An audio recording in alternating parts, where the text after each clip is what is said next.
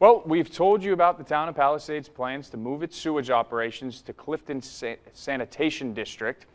Now they are looking to implement permanent systems to handle their fats, oils, and greases. Our reporter J-Ron Alex is at Town Hall of Palisade with more. J-Ron?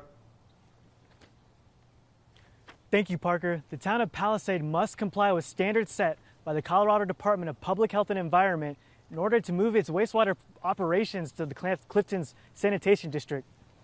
The Colorado Department of Health and Education will no longer allow the town of Palisade to operate its lagoons in 2027. The town of Palisade will transfer its wastewater operations to Clifton's Sanitation District, and it must change how it handles fog. Fog, or fats, oils, and greases, can prove detrimental for a wastewater system. Matthew Beeler, Palisade's interim public works director, explained why the town of Palisade is taking a proactive step to implement pre-treatment systems at restaurants and businesses. If those fats, oils, and greases do make it through our system and end up here at the plant, it causes issues with the treatment process, decreases efficiency, decreases optimization, which can then in turn lead to bad discharge into the Colorado River.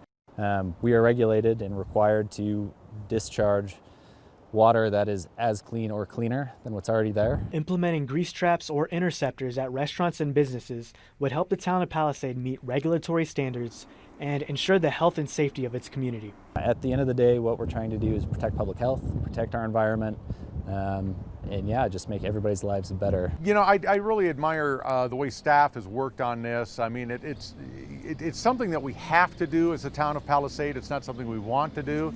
And I really admire the way staff has, stepped up to this challenge. I'm J-Ron Alex reporting in Palisade for KJCT8 News. Back to you, Parker. Thank you, J-Ron. We appreciate the report.